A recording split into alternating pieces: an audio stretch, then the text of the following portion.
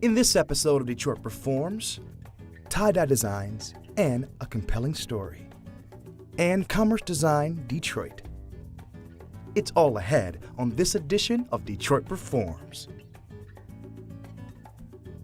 Funding for Detroit Performs is provided by Masco Corporation is proud to manufacture innovative and environmentally friendly products for the home. Delta faucets, craft-made in Merillat cabinets, and Behr brand paints have all been designed with you in mind. Masco and its family of companies, serving Michigan communities since 1929.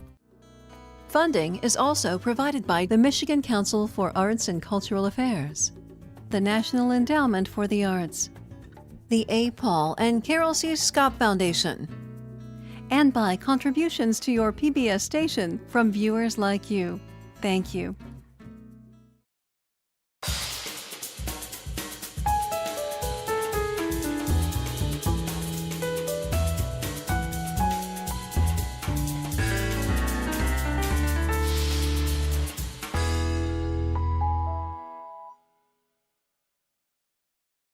Hello, and welcome to Detroit Performs. I'm your host, DJ Oliver, and today I'm at the Detroit Foundation Hotel.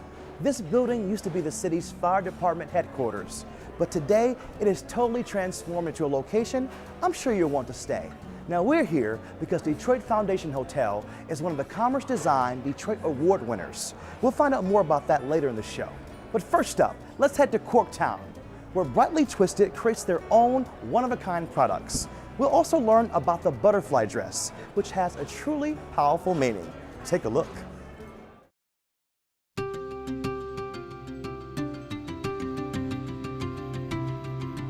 No matter who you are, you're welcome in Brightly Twisted. It's artwork being put onto clothing. People have ideas in their head of what tie-dye looks like, and it looks really different than what we make. A designer here in Michigan came in and just looked at our things, and she says, oh, it's everything and nothing like tie-dye. And I thought it described our process perfectly. We use rubber bands, we use all the processes, but we have just a different way of looking at it. My husband Greg is the originator, so it started with him, and then I joined him, and we did it for about a year together, and then we hired our first employee, which was Zach, and then Alex has been with us the full 10 years. We just moved to Detroit, Michigan in Corktown. We're trying to keep it so that you get a sense of Detroit when you're in here and that we become a real stop when you come to visit. Each of us make about 20 to 30 pieces a day. We all dye about 6 hours, and then the business comes after that. We have an arrangement of different products that we provide here, all the way from just your basic accessories like socks, scarves, headbands, to higher end clothing. What we've said from the beginning is that it's uncommonly pretty, and for me that reads as anyone can wear it. I don't think a lot of people think they can wear tie-dye, and then they see our pieces and it doesn't read to them as tie-dye. They're like, oh, this isn't tie-dye, this is hand-dye, like this is artwork that you're wearing. What we've done is we've created different designs and different colors and made it more accessible. One of the most important things for fabric and the kind of fabrics that we choose, and the hand always is soft and has a good drape so that the apparel starts out as a great shape. And then we just amplify it with beautiful dye. The designs we're known for are the snakeskin print. Zach actually created it all on his own. It was the first design that he did. But what we're really known for more is our color. We've just escalated the color. Barefoot is one of those colors. It's all different kinds of creams and tans, and that has been one of our most popular. And then we have one that's completely contrasting. It's called Stately, and it's all black, and it has bright colors at the bottom. Everything has a little bit of difference, and I think that's important in the world that we're living in, is just to keep that individuality, and I think that's what really draws people to what we do. I hope it makes them feel good about themselves, that the style fits them just right, the color complements them, and I hope they feel really like an individual. So, hi everybody, I'm Zach. Thank you all for coming to our little dye workshop. Part of why we started doing the classes is we wanted to get to know the community, and we wanted to work with them and hear their opinions and value what they have to say about our line. You get to come in, you get to dye 4 pieces, 2 pieces you donate, 2 you keep. One of the donations, it's a dog bandana. The other piece is a scrap piece of fabric, which your entire class is scrap. It gets turned into a quilt, and then we donate those quilts. I don't think any of us understood or realized how much we were going to love working with people. Now there's people coming in and we're engaged with them. they're enjoying the process. It's been really inspiring to us. For me, the tie-dye has actually been much more of a therapeutic process. At the end of a really stressful day, to get back there and just to let go and dye and not think about anything else has been the best gift for me. Earlier in 2018, in February, I told my team that I was one of the survivors of Larry Nassar. I saw him when I was 11 years old to the time I was 15, and so it's been a very intense last year, not just for me, but for the 3 people that I work with that had to take on my absences. Part of the physical manifestation from my trauma from him was I have endometriosis. When Larry Nassar was arrested, I mean, she was the first person I called, and she said she hadn't had anything happen.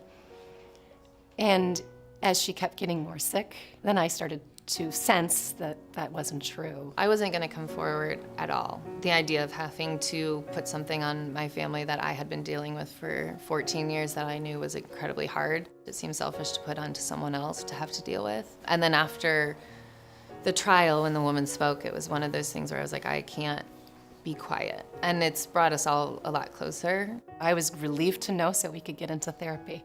So when we were opening the store, I was very sick. So we were trying to come up with stuff that I could do to still help. And one of my mom's ideas, she was like, well, why don't you do the window display? So I decided I was gonna make a dress out of all of our own material. I've always loved butterflies. And then I read a quote by Maya Angelou, and it was, I'm not gonna say it correctly, but it's, we rarely acknowledge the work that it takes to get to the beauty that a butterfly is. And I realized, I was like, this is exactly what my last year has been. It started with one idea, with one butterfly, and then it just, I needed hundreds to make it happen.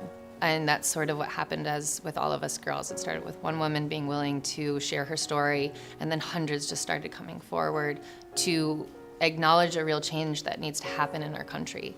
And they did it. And it doesn't mean that it's over. There is so much work that we have to do. But what happened in this process of creating a dress is that I was able to kind of let go a little bit of the trauma that I had been through and start healing. And so it became very powerful. And I got to watch her begin to heal. It was an absolute healing process. So art therapy, there's a lot of validity to it. There are over 300 butterflies on the dress, each one representing one of the sisters. Each one is different, and then they come together to create one piece. My hope is that it just shows that there is a place that you can get to beyond the dark. And so what I hope is that this dress, you can look at it and say, okay, I can get there. I can get to that beauty. I can get to that comfort of being like, this happened to me, this isn't me, but I'm here now because of it, and I'm in a better place. I think a butterfly flying just kind of describes these women. They're just flying out of cocoons, and they're starting their lives again, and it's beautiful. Because of the women that came before me, I've been given the ability to be able to feel that confidence that I felt as a young gymnast, and to now feel it again as an adult is something that I don't think I could say thank you enough to any of them. And that the dress is for them, and that's important.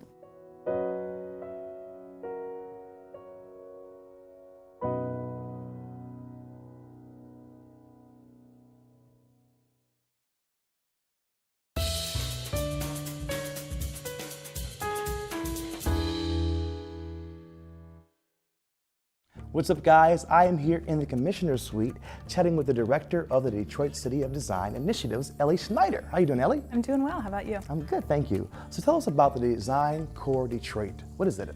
We are an economic development organization that's focused on championing Detroit design. We believe that design plays a fundamental role in building a strong economy here, so we work with designers to help strengthen their business and help build a market for their services. We host events like Detroit Month of Design and the Drinks by Design series to help highlight local talent and show people all the ways in which design are playing a role in our economy here. And most important, we represent Detroit in the UNESCO Creative Cities Network as the first and only UNESCO City of Design in the United States. And why is Detroit such an important city in terms of design? We have an incredible design legacy, but what people don't know is that Detroit continues to have a huge design economy today. So we are home to the highest concentration of industrial and commercial designers in the United States, actually 13 times more than anywhere else in the country. And so we're really trying to show that design exists in all different shapes and sizes here, and that if we really invest in design and utilize it, we can really build a better local region here and really use design to improve people's quality of life. Well said, Ellie, I like that. So what are the Commerce Design Detroit Awards? So the Commerce Design Awards were actually a program that was developed in Montreal, which is another UNESCO City of Design, over 20 years ago. And the goal of the awards is to really celebrate the role that design plays in strengthening local businesses in the city. So we give awards to any type of business at any size with any budget to really show whether you are a large hotel or a restaurant or even just a neighborhood laundromat. Design can really strengthen any business, can make it a better place for people in the local community and visitors to spend time and money, and that if we invest in design, ultimately we are investing in brick and mortar businesses throughout the city. So we're obviously here in the Detroit Foundation Hotel, so why is the design here so appealing? So the Foundation Hotel was one of our 10 winners for the first version of the Commerce Design Awards. Okay. And what we love about this building is that it really demonstrates the potential for historic preservation in Detroit. This building used to originally be the headquarters for the Detroit Fire Department. It sat vacant for several years before Macintosh Porous came to redevelop it. And we are really thrilled with how they really preserved the best elements of this building, but also incorporated all this new design into it as well. So they worked with over 45 local artists and designers to create the fixtures, the furniture, the lighting, and the artwork that you see in the space. And I think it really captures that unique Detroit identity, so it doesn't just feel like a hotel that could be anywhere in the world. All right, thank you so much, Ellie. We appreciate that. Thank All you. right, now here are the first 5 Commerce Design Award winners now.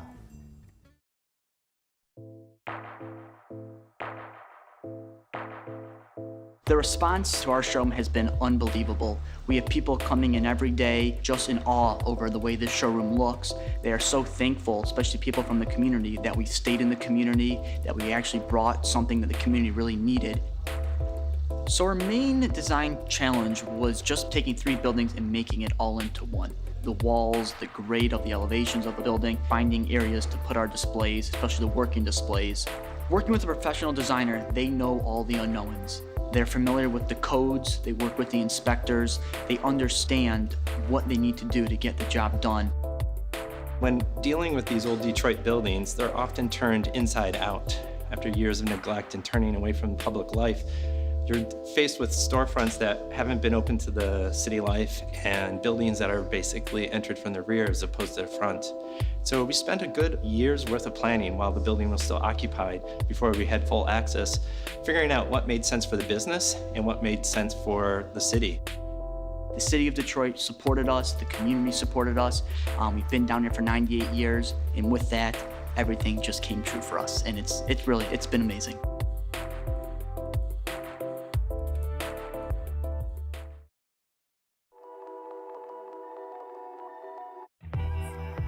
We really looked to handmade products and to create a space that when you came in, it felt almost like it was a second home to you.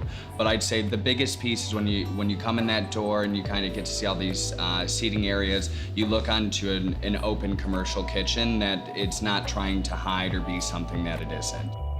The response from clientele has been really lovely. We were not sure how people would respond to sitting communally and to an open kitchen, and it seems that customers are really loving it. They love to see and feel the interaction with an open kitchen. It is important to work with a designer. You don't go to a butcher for fruit and vegetables. You don't hire a valet to wash your dishes or vice versa. Kiki and I had ideas in our heads that we had no idea how to put into play, and there is no way that we could have created the concept and the ideas into the actual, the literal, the physical, the functional, the aesthetic of our space and what we do here at Folk without the professional expertise of Chris Stefani.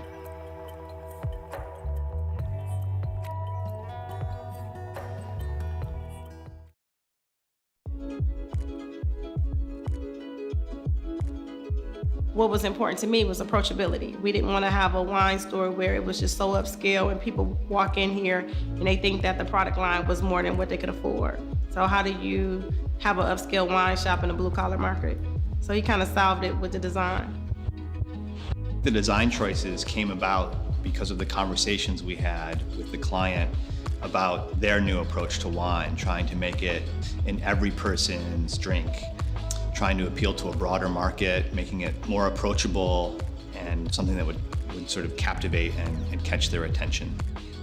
Wine is a kind of funny thing. It's like temperature control, shelve it for credibility, and most importantly, reason why we've been able to retain some of the top people that's in the business, I think a lot of it has to do with the fact because of the design.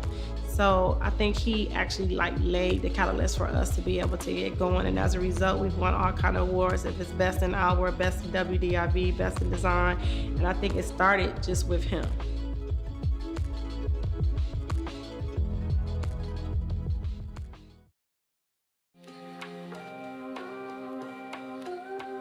We like to think that we've proven to other businesses that design is a complete package when it comes to having a successful business.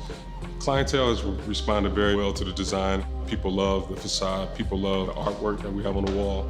They even love the name and the meaning behind it. And I think we did a great job of capturing all that in one space. We work with Who's That, and Joshua Smith is the owner. It was a great experience. He's very innovative. I think Josh did a great job with the logo. I think it's very marketable and recognizable. People tend to love it and they gravitated towards it. I'm working with Josh again on another project, and I think we'll bring him in with our second location for Cuzzo's as well. I just think it's proven to me to be a great marriage and a great partnership in terms of getting your business where you want to go.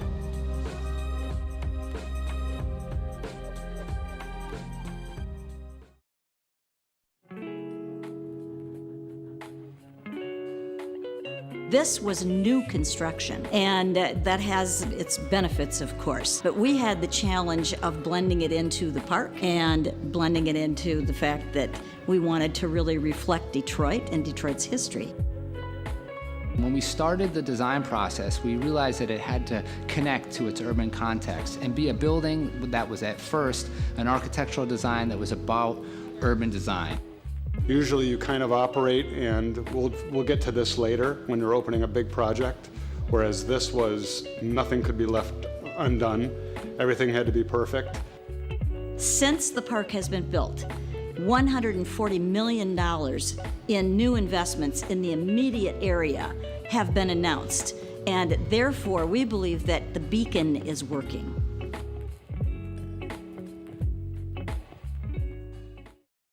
Let's check out some upcoming events happening in and around the D.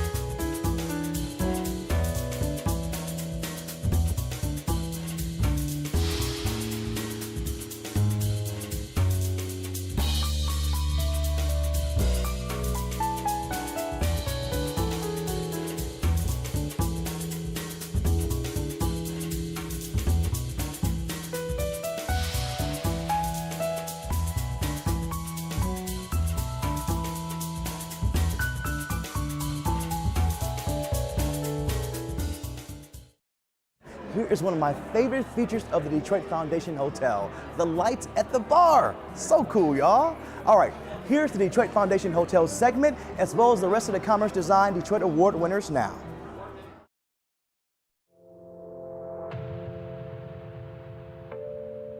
When we design properties, we design restaurant and bars first, with the idea that we want our restaurant and bar to be a destination for locals so that Detroiters are visiting us, and so that when hotel travelers travel, they're actually mingling with Detroiters, and they feel like they're traveling to a new city, but then experience what the locals experience day in and day out.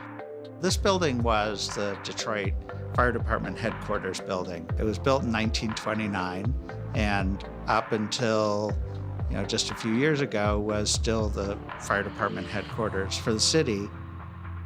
There's this richness that's here in the building that we brought out that's made even better with what we added. And I think that to me makes it really successful. I like the projects to be really rich and the experience to be full. The biggest challenge that we faced as we were developing the project is really to make sure we paid tribute to what was already here. We obviously added the modern amenities that people are going to look for in a hotel and restaurant and bar setting, but at the same time, make sure that we preserve what was already here and we can continue to tell that story.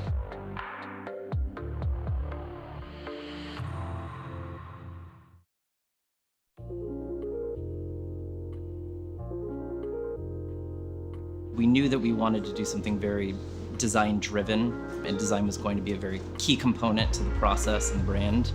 You can have great coffee at so many different places, but to nail the service end of it and to really create a culture and use design as kind of a language to speak to your customer before someone talking to them, serving them, I think it's been a crucial component. The biggest challenge working on this project is really that there's so many coffee shops. It's a really flooded market. For us to really make New Order stand out within the area, we had to try something different. So by introducing these kind of bright colors, that was really something that we thought would make it stand out amongst all the other coffee shops, not only in Detroit, but also nationally as well. Liz and Tyler are amazing to work with. The best clients are ones that really understand their business really well and are able to communicate that really well. Even better clients are ones that really trust their designers and their process to execute their vision.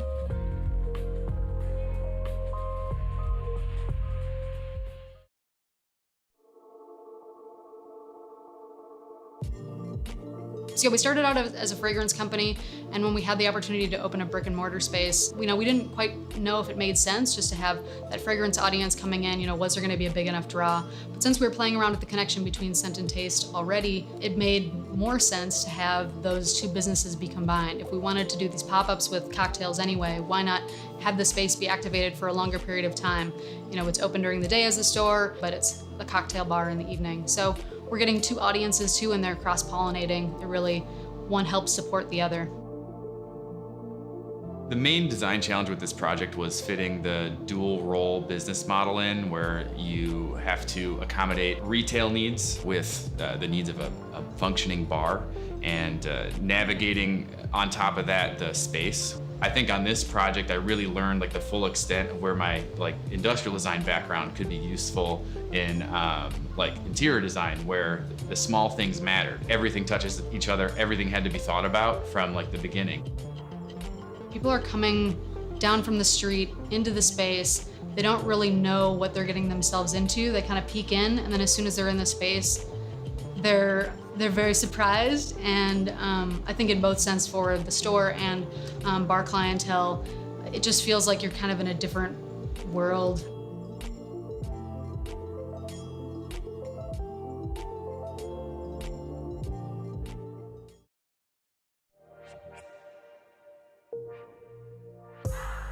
Our entire experience here, one thing amuses another. The food amuses the design amuses the food, the space and the food amuse our staff, and our design is so exotic, and there are things that we did that basically allow you to discover the interior of the building and discover the restaurant, and people are taken to another world when they come here.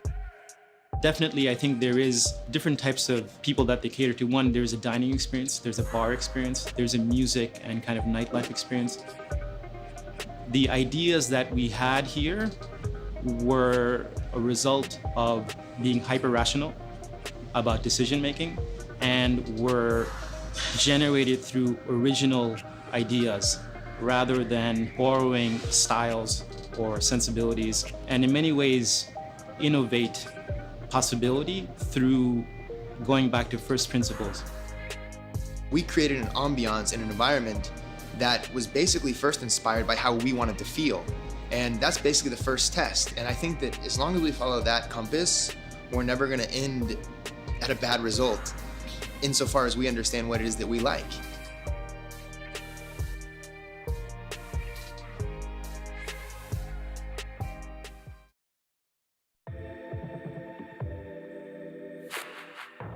The whole building in total is about 12,000 square feet. We bought this building almost 8 years ago for $500. The long-term vision that we would not only have a space for our programs to run out of, but we could do something that was really transformational in our community, especially it being on such a very historic corridor that is Mack Avenue.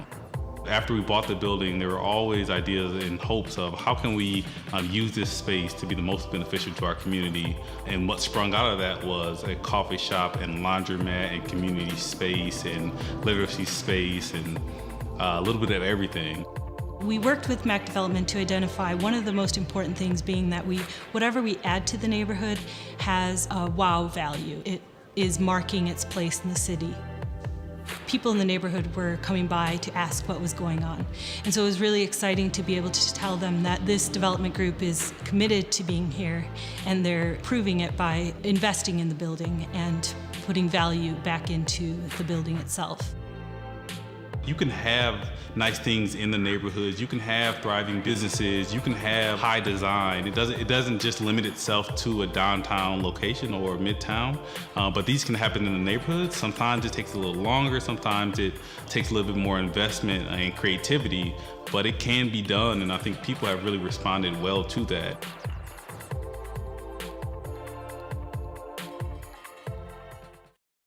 And that wraps it up for this edition of Detroit Performs. As always, for more arts and culture, head to DetroitPerforms.org, where you'll find featured videos, blogs, and information on upcoming arts events. Also, check us out on Facebook and Twitter. I'd like to thank the Detroit Foundation Hotel for having me out here today. Make sure you check this place out. I'm sure you're gonna love it. Until next Tuesday, get out there and show the world how Detroit performs, y'all. I'm DJ Oliver. Thanks for watching, guys. Funding for Detroit Performs is provided by Masco Corporation is proud to manufacture innovative and environmentally friendly products for the home. Delta faucets, craft-made in Merillat cabinets, and Behr brand paints have all been designed with you in mind. Masco and its family of companies, serving Michigan communities since 1929. Funding is also provided by the Michigan Council for Arts and Cultural Affairs, the National Endowment for the Arts, the A. Paul and Carol C. Scott Foundation, and by contributions to your PBS station from viewers like you. Thank you.